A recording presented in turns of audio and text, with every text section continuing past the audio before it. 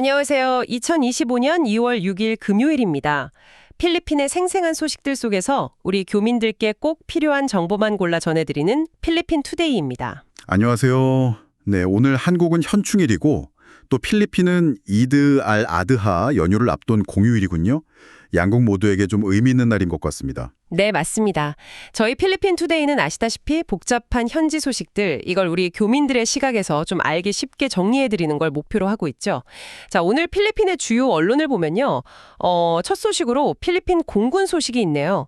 한국항공우주산업 KEI로부터 FA-50 경전투기 12대를 추가로 도입하는 계약을 체결했다는 소식입니다. 아, 네, 그 FA-50 추가 도입권이군요. 이게 2014년에 12대 들여온 이후로 벌써 11년 만인가요? 네, 11년 만입니다. 그래서 이제 총 24대로 보유 대수가 딱 2배가 되는 셈이죠. 규모도 상당하던데요. 네, 계약 규모가 약 7억 달러, 그러니까 우리 돈으로 거의 1조 원에 가깝고요. 2030년까지 순차적으로 인도될 예정이라고 합니다. 이게 특히 지난 3월이었죠. 민다나오에서 작전 중에 FA-50 한 대가 안타깝게 추락해서 조종사 2분이 순직하는 사고가 있었잖아요. 네, 안타까운 사고였죠. 그럼에도 불구하고 추가 도입을 결정했다는 점에서 좀 주목할 필요가 있습니다. 필리핀 공군 조사 결과 이게 기체 결함은 아니었고 악천후 속에서 그 산악 지형이랑 시야 문제 이런 복합적인 요인 때문이었다고 결론이 났거든요. 아, 그럼 기체에 대한 신뢰는 여전하다? 이렇게 볼 수 있겠네요. 그렇죠. 사실 FA-50이 현재 필리핀 공군이 가진 유일한 초음속 전투기입니다. 그래서 남중국해, 그러니까 서필리핀의 영유권 수호라든지 군 현대화에 정말 핵심적인 역할을 하고 있죠. 이번에 추가 도입되는 FA-50은 성능도 좀 개선된다고 들었습니다. 네, 맞아요. 공중급유 기능이 추가돼서 작전 시간이 더 길어질 수 있고요. 또 ASAR 레이더라든지 그 정밀 유도 무기 운용 능력 같은 것도 더 향상된다고 합니다. 그렇군요. 네. 그래서 이번 계약은 양국 간 방산 협력이 더 단단해지고 있다는 증거이기도 하고 또 우리 K방산의 기술력을 다시 한번 보여준 사례라고 할 수 있겠습니다. 교민사회 입장에서도 이건 긍정적인 소식이죠. 네, 알겠습니다.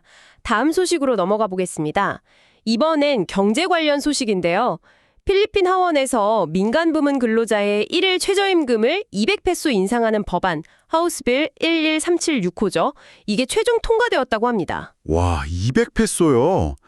인상폭이 꽤 크네요. 네, 찬성이 171표, 반대는 0표, 기권이 1표. 거의 압도적으로 가결됐습니다. 이게 적용 대상은 어떻게 되나요? 농업, 비농업 분야, 또 정규직, 계약직 가리지 않고 모든 민간 부문 최저임금 근로자에게 적용될 예정이라고 하고요. 약 500만 명 이상이 혜택을 볼 것으로 추산된다고 합니다. 이게 1989년 이후로 무려 36년 만에 입법을 통해서 전국 단위 임금 인상을 시도하는 거라 그 자체로도 의미가 좀 있네요. 하지만 이게 바로 시행되는 건 아니죠. 아직 절차가 남은 걸로 아는데요. 그렇습니다. 아직 상원 통과라는 큰 관문이 남아있죠. 상원은 작년에 하루 100페소 인상안을 통과시킨 적이 있어서요. 앞으로 양원협의회를 통해서 최종 인상폭이 어떻게 될지 조율될 것으로 보입니다. 반응은 좀 엇갈리겠네요. 네, 노동계는 당연히 환영하는 분위기고요. 생활고 해소에 도움이 될 거라 기대하고 있습니다. 반면에 재계에서는 좀 급격한 인상이 인플레이션을 더 심화시키고 특히 중소기업 운영에 부담을 줄 수 있다, 이런 우려를 나타내고 있습니다. 생산성 연동 조정을 선호하는 입장이죠. 그렇군요. 우리 교민들 중에서도 특히 식당이나 마트 같은 자영업 하시는 분들 많으신데 인건비 부담이 커질 수 있다는 점은 좀 신경 쓰이네요. 네, 맞습니다. 사업장을 운영하시는 교민들께서는 아무래도 향후 인건비 변동 가능성을 좀 주의 깊게 보시면서 대비를 하실 필요가 있겠습니다. 네, 다음 소식입니다. 얼마 전에 세부에서 발생해서 교민사회를 좀 놀라게 했던 사건인데요. 한인 납치 의심 사건이 다행히 해프닝으로 마무리되었다는 소식입니다. 정말 자라보고 놀란 가슴, 소뚜껑 보고 놀란다는 말이 딱 맞는 것 같아요. 아, 그 사건이요. 네, 정말 다행입니다. 사건을 간단히 다시 보면 지난 6월 3일 밤이었죠. 세부 망고에베닐 근처 술집에서 한국인 남성 한 분이 일행이랑 떨어져서 연락이 끊겼어요. 네. 근데 이후에 친구들한테 그 4,500페소를 보내달라 이런 문자를 보내면서 혹시 납치된 거 아니냐 이런 우려가 커졌죠. 그래서 경찰이랑 대사관까지 바로 대응에 나섰던 거고요. 결과는 어떻게 된 건가요? 정말 납치는 아니었던 거죠. 네, 다행히 납치는 아니었습니다.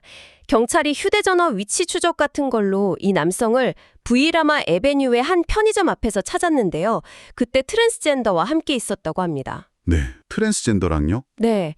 조사를 해보니까 술집에서 처음 만난 상대방과 이제 모텔에 갔는데 본인이 만취 상태여서 뒤늦게 상대가 트랜스젠더라는 걸 알게 됐다는 거예요.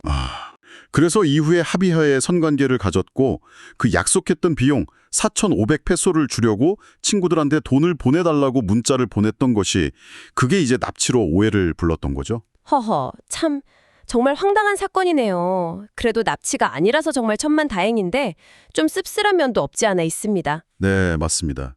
이게 최근에 필리핀 내에서 교민 관련 사건 사고 소식이 좀 잦아서 안전에 대한 걱정이 큰 상황이었잖아요. 그쵸. 그런데 이번 일로 불필요한 불안감이 커지고 또 경찰이나 대사관의 행정력도 낭비된 측면이 있습니다.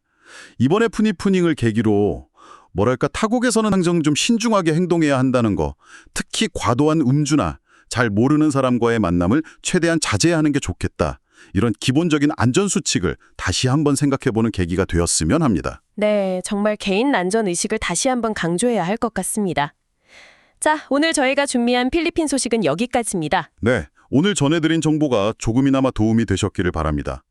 혹시 유익하셨다면 저희 필리핀 투데이 유튜브 채널 구독과 좋아요 꼭 좀 부탁드리겠습니다. 저희는 다음에도 교민 여러분의 생활에 힘이 되는 알찬 정보로 다시 찾아뵙도록 하겠습니다.